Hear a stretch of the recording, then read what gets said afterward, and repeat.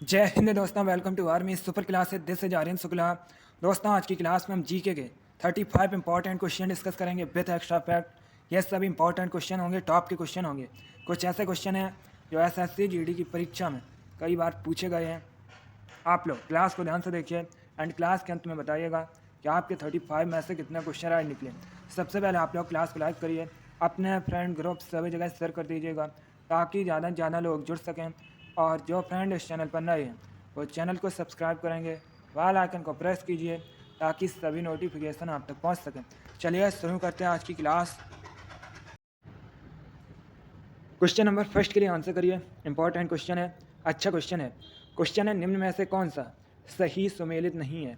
ये 4 ऑप्शन दिए गए हैं, बताइएगा कौन सा ऑप्शन गलत है। आप लोग क्वेश्चन को ध्यान से पढ़िए, उसके बाद ही आंसर दीजिएगा। बताइएगा इनमें से कौन सा ऑप्शन गलत है। बहुत अच्छे, good, very good.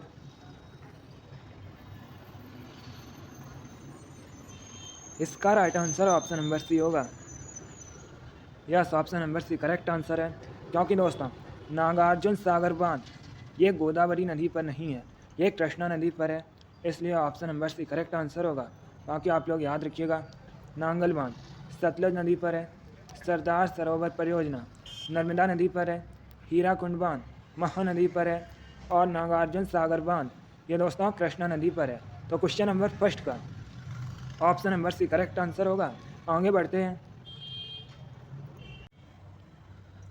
Question number 2 के लिए आंसर करिए। अच्छा क्वेश्चन है, इंपॉर्टेंट है। क्वेश्चन है, रेमन मैग्सेसे पुरस्कार विजेता पहले भारतीय कौन थे। बताइएगा रेमन मैग्सेसे पुरस्कार विजेता पहले भारतीय कौन थे। ऑप्शन नंबर है Indira Gandhi, option number B Kiran Bedi, option number C T N. Seshan या option number D Vinoba Bhave. आप लोग आंसर करिएगा। दोस्तों, अब आप लोग मैथ और रीजनिंग पर ज़्यादा फोकस कीजिएगा। मैथ और रीजनिंग के ज़्यादा से ज़्यादा क्वेश्चन सॉल्व कीजिए। बहुत अच्छे। इसका right answer option number D होगा, Vinoba Bhave. Yes, option number D correct answer है, विनोबा भावे रेमन मैग्सेसे पुरस्कार विजेता पहले भारतीय थे। तो option number D correct answer होगा।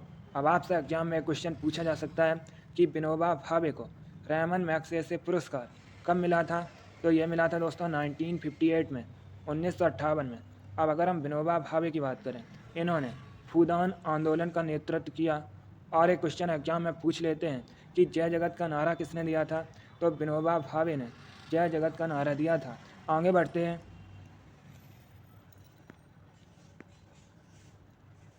क्वेश्चन नंबर 3 के लिए आंसर करिए। इंपॉर्टेंट क्वेश्चन है, एग्जाम में पूछा हुआ क्वेश्चन है। बताइएगा सूर्य ग्रहण कब होता है। आपको बताना है सूर्य ग्रहण कब होता है। ऑप्शन को ध्यान से पढ़िए, उसके बाद ही आंसर दीजिएगा। बहुत अच्छे, बताइएगा सूर्य ग्रहण कब होता है। Very good. डेली आपकी क्लासेस होती हैं स्पेशल एसएससी जीडी के लिए इसी चैनल पर, तो आप लोग डेली क्लासेस को ज्वाइन कीजिएगा। एक क्लास होती है सुबह 5 बजे, उसके बाद एक क्लास होती है सुबह 10:30 पर, उसके बाद एक क्लास होती है शाम को 4 बजे और एक क्लास होती है शाम को 8 बजे। ये सभी क्लासेस स्पेशल एसएससी जीडी के लिए हैं। चलिए अभी आंसर करिए क्वेश्चन नंबर 3 के लिए। इसका right answer option number D होगा। Yes, option number D correct answer है। दोस्तों, सूर्य ग्रहण जब होता है जब चंद्रमा सूर्य और पृथ्वी के बीच आ जाता है। तो ऑप्शन नंबर डी आपका राइट आंसर होगा। आगे बढ़ते हैं, क्वेश्चन नंबर 4 के लिए आंसर करिए। यह भी क्वेश्चन एसएससी जीडी की परीक्षा में पूछा हुआ क्वेश्चन है। बताइएगा रेटनॉल किस विटामिन का केमिकल नेम है। आपको बताना है रेटनॉल किस विटामिन का रासायनिक नाम केमिकल नेम है। Very good. Option number A vitamin C, option number B vitamin D, option number C vitamin A या option number D vitamin B. इसका right answer option number C होगा, vitamin A. Yes, option number C correct answer है। Vitamin A का chemical name retinol होता है। आगे बढ़ते हैं, क्वेश्चन नंबर 5 के लिए आंसर करिए। यह भी इंपॉर्टेंट क्वेश्चन है। बताइएगा पाक स्टेट किन 2 देशों को अलग करता है। आंसर करिए क्वेश्चन नंबर 5 के लिए। Very good. इसका right answer option number D होगा, भारत और श्रीलंका को। Yes, option number D correct answer है। पाक स्टेट भारत और श्रीलंका इनको अलग करता है। तो option number D correct answer होगा। आगे बढ़ते हैं, क्वेश्चन नंबर 6 के लिए आंसर करिए। पॉलिटिक्स संबंधित क्वेश्चन है, अच्छा क्वेश्चन है। क्वेश्चन है संविधान के किस अनुच्छेद में निर्वाचन आयोग के विशेष अधिकार निहित हैं? बताइएगा। भारतीय संविधान के किस आर्टिकल में निर्वाचन आयोग के विशेष अधिकार निहित हैं? आंसर करिएगा। बहुत अच्छे। इसका right answer option number D होगा, अनुच्छेद 324। Yes, option number D correct answer है दोस्तों।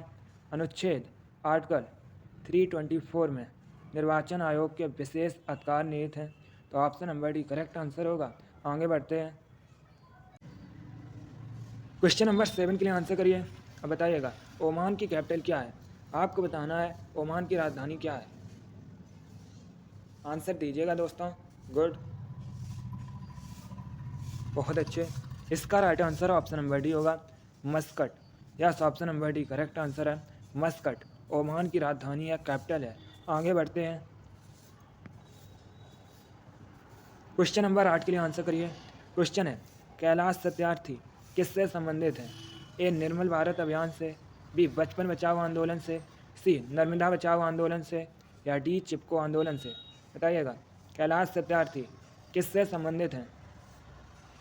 जिसने अभी क्लास को लाइक नहीं किया, एक बार लाइक करिए, अपने फ्रेंड ग्रुप सभी जगह शेयर कर दीजिएगा, ताकि ज़्यादा से ज़्यादा लोग जुड़ सकें। और जो फ्रेंड इस चैनल पर नए हैं वो चैनल को सब्सक्राइब करेंगे, बेल आइकन को प्रेस कीजिए, ताकि सभी नोटिफिकेशन आप तक पहुंच सकें। इसका right answer option number B होगा, बचपन बचाओ आंदोलन से। Yes, option number B correct answer है, कैलाश सत्यार्थी बचपन बचाओ आंदोलन से संबंधित है। अगला क्वेश्चन देखते हैं। क्वेश्चन नंबर 9 के लिए आंसर करिए। क्वेश्चन है, फ्रांसीसी क्रांति का सही नारा क्या था? आपको बताना है फ्रांसीसी क्रांति का नारा क्या है। चलिए, क्वेश्चन नंबर 9 के लिए आंसर करिए। अच्छा क्वेश्चन है, बहुत अच्छे। बताइएगा, फ्रांसीसी क्रांति का सही नारा क्या था? इसका right answer option number C होगा, स्वतंत्रता, समानता, भ्रातृत्व। ये दोस्तों फ्रांसीसी क्रांति का सही नारा था, तो option number C correct answer होगा। आगे बढ़ते हैं। क्वेश्चन नंबर 10 के लिए आंसर करिए। इंपॉर्टेंट क्वेश्चन है, एसएससी की परीक्षा में पूछा हुआ क्वेश्चन है। बताइएगा, किसको भारत में हरित क्रांति का जनक माना जाता है? आपको बताना है किसको भारत में हरित क्रांति का जनक माना जाता है। ऑप्शन को पढ़ लीजिए। Option number A, doctor Verghese Kurien. Option number B, none of these. Option number C, M S. Swaminathan. Option number D, C D. Deshmukh. बताइएगा, किसे भारत में हरित क्रांति का जनक माना जाता है? इसका right answer option number C होगा, M S. Swaminathan. Yes, option number C correct answer है, एम.एस. स्वामीनाथन को भारत में हरित क्रांति का जनक माना जाता है, तो ऑप्शन नंबर सी आपका राइट आंसर होगा। जिसने भी क्वेश्चन नंबर 10 का ऑप्शन नंबर सी दिया है उनका राइट आंसर है। वेरी गुड, आगे बढ़ते हैं। क्वेश्चन नंबर 11 के लिए आंसर करिए। बताइएगा, जीएसटी भारत में कब लागू हुआ? एग्जाम में क्वेश्चन पूछा गया था, जीएसटी का फुल फॉर्म क्या होता है? तो याद रखिएगा, जीएसटी का full form goods and service tax होता है। अब बताइएगा, ये भारत में कब लागू हुआ? Right answer option number A होगा, 1 जुलाई 2017 को। Yes, option number A correct answer होगा। अगला क्वेश्चन देखते हैं। क्वेश्चन नंबर 12 के लिए आंसर करिए। इंपॉर्टेंट क्वेश्चन है। बताइएगा, सांख्य दर्शन का प्रतिपादक किसे माना जाता है? आपको बताना है सांख्य दर्शन का प्रतिपादक किसे माना जाता है?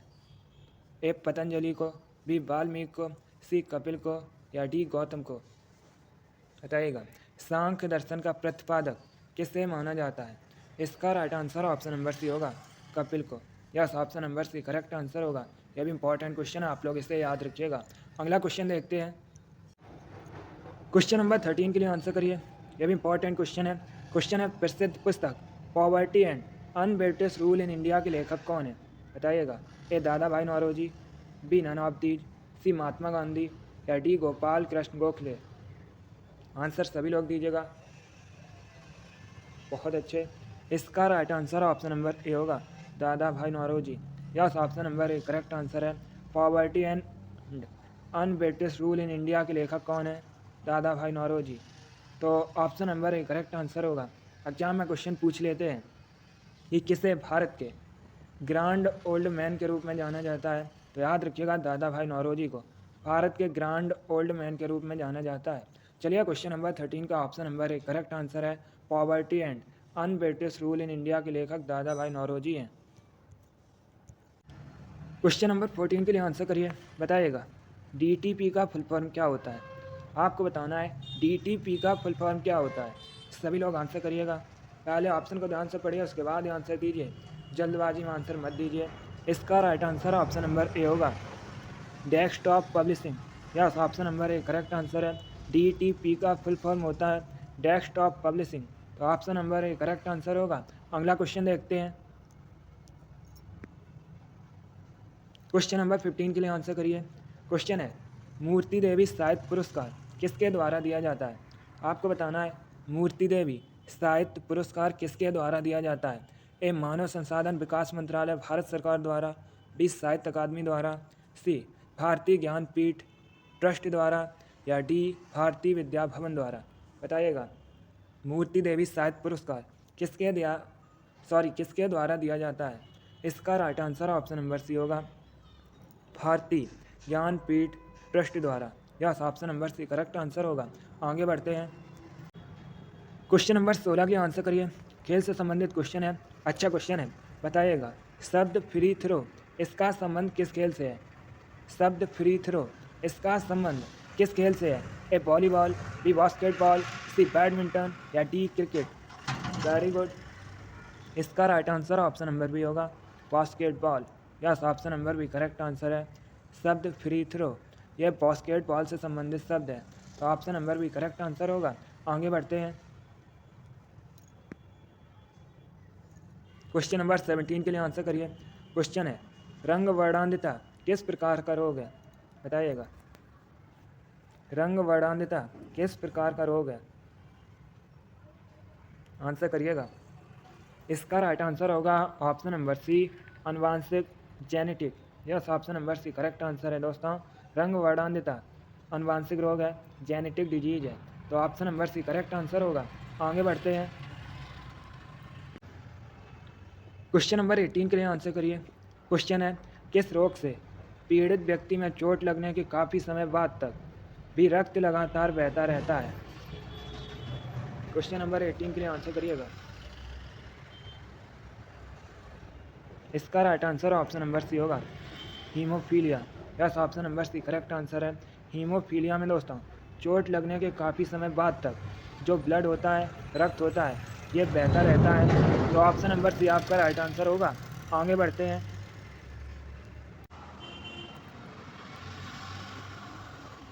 क्वेश्चन नंबर 19 के लिए आंसर करिए। क्वेश्चन है, लाल रंग का उपयोग खतरे के संकेतों के लिए किया जाता है। बताइएगा, लाल रंग का जो प्रकीर्णन है वो क्या होता है? अच्छा क्वेश्चन है।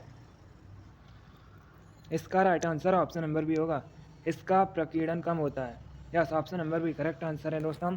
लाल रंग का जो प्रकीर्णन है ये कम होता है, इसीलिए इसका उपयोग खतरे के संकेतों के लिए किया जाता है। तो option number B correct answer होगा। आगे बढ़ते हैं। क्वेश्चन नंबर 20 के लिए आंसर करिए। क्वेश्चन है, किसका मत था कि औद्योगिक समाज पूंजीवादी समाज है? बताइएगा, किसका मत था कि औद्योगिक समाज पूंजीवादी समाज है? क्वेश्चन नंबर 20 के लिए आंसर करिएगा। इसका right answer option number D होगा, कार्ल मार्क्स का। Yes, option number D correct answer है। कार्ल मार्क्स का मत था कि औद्योगिक समाज पूंजीवादी समाज है। तो option number D correct answer होगा। आगे बढ़ते हैं। क्वेश्चन नंबर 21 के लिए आंसर करिए। बताइएगा, कंधार कहाँ स्थित है? पहली बात तो आप लोग याद रखिएगा, कंधार ये दोस्तों अफ़गानिस्तान में स्थित है। बताइएगा, ये अफ़गानिस्तान में किस भाग में स्थित है? इसका right answer option number A होगा, दक्षिणी अफ़गानिस्तान में। Yes, option number A correct answer है। कंधार दक्षिणी अफ़गानिस्तान में स्थित है। तो option number A correct answer होगा। अगला क्वेश्चन देखते हैं। क्वेश्चन नंबर 22 अच्छा क्वेश्चन है। बताइएगा, बाबा गारिया पूजा त्यौहार किस राज्य में मुख्यतः मनाया जाता है? आपको बताना है बाबा गारिया पूजा त्यौहार मुख्यतः किस राज्य में मनाया जाता है? ए, अरुणाचल प्रदेश में, बी, हिमाचल प्रदेश में, सी, राजस्थान में, या डी, त्रिपुरा में। सभी आंसर करिएगा। इसका right answer option number D होगा, त्रिपुरा में। Yes, option number D correct answer है। बाबा गारिया पूजा त्यौहार ये मुख्यतः त्रिपुरा में मनाया जाता है। तो option number D correct answer होगा। आगे बढ़ते हैं। क्वेश्चन नंबर 23 के लिए आंसर करिए। क्वेश्चन है, 13 फरवरी को प्रतिवर्ष भारत में राष्ट्रीय महिला दिवस क्यों मनाया जाता है? ये भी अच्छा क्वेश्चन है, बताइएगा। 13 फरवरी को पहली बात तो आप लोग याद रखिएगा, भारत में राष्ट्रीय महिला दिवस मनाया जाता है। अब बताइएगा ये किसकी स्मृति में मनाया जाता है? Correct answer option number C होगा, Sarojini Naidu. Yes, option number C correct answer है दोस्तों।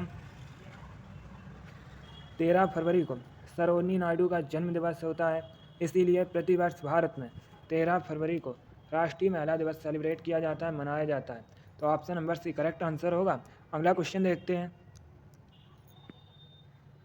क्वेश्चन नंबर 24 के लिए आंसर करिए। क्वेश्चन है, निम्न में से किस पाकिस्तानी नागरिक को भारत सरकार द्वारा भारत रत्न से सम्मानित किया गया है?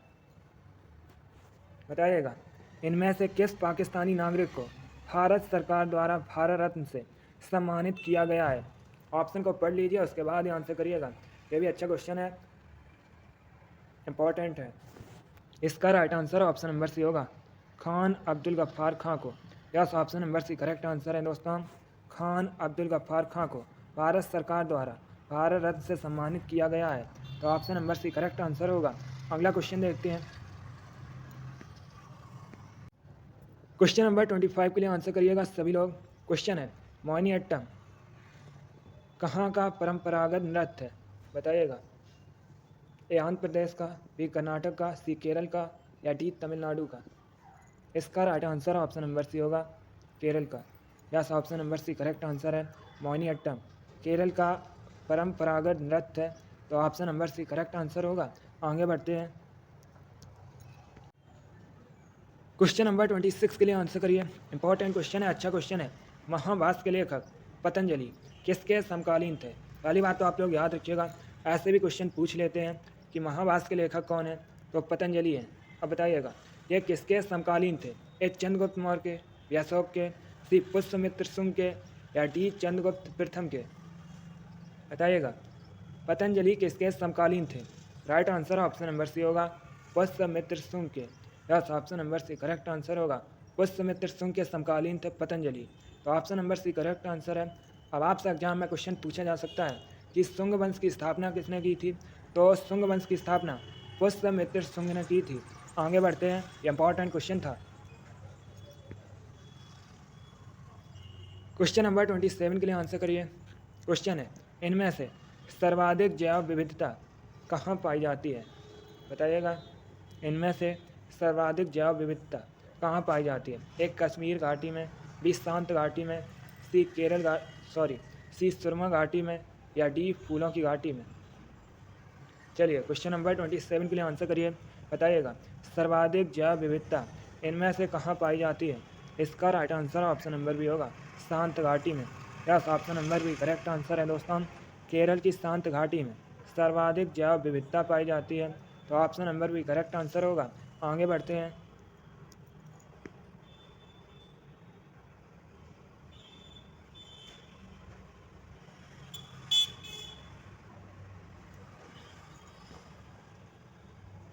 क्वेश्चन नंबर 28 के लिए आंसर करिए। पॉलिटी संबंधित क्वेश्चन है।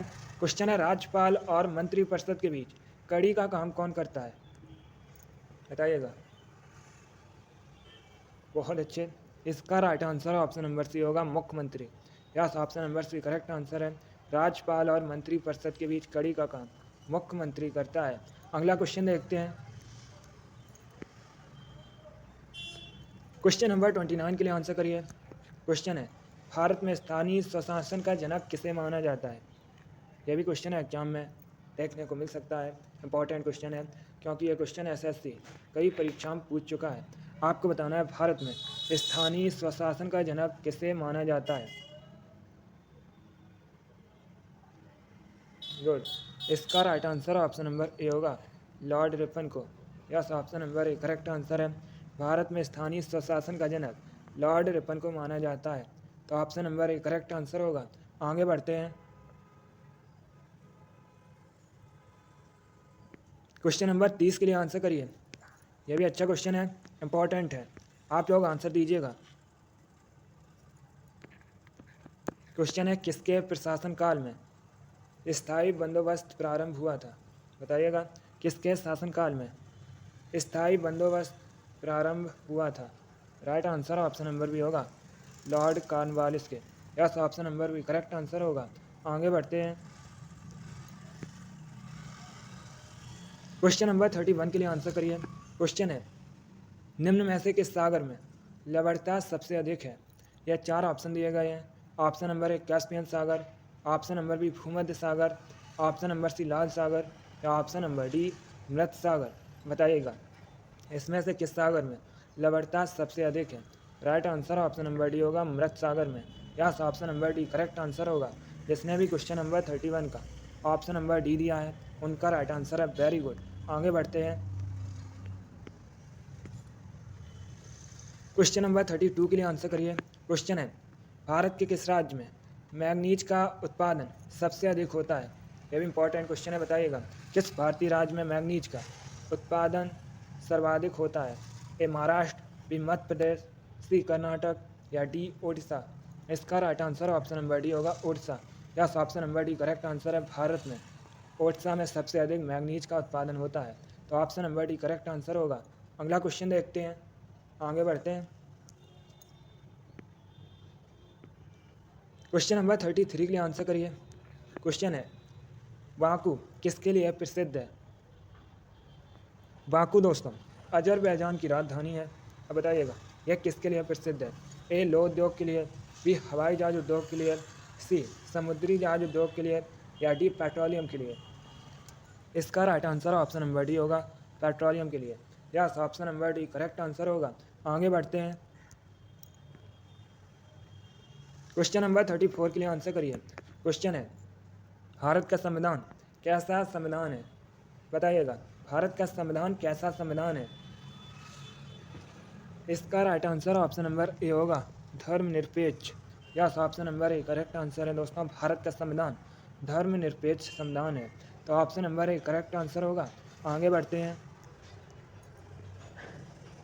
क्वेश्चन नंबर 35 के लिए आंसर करिए।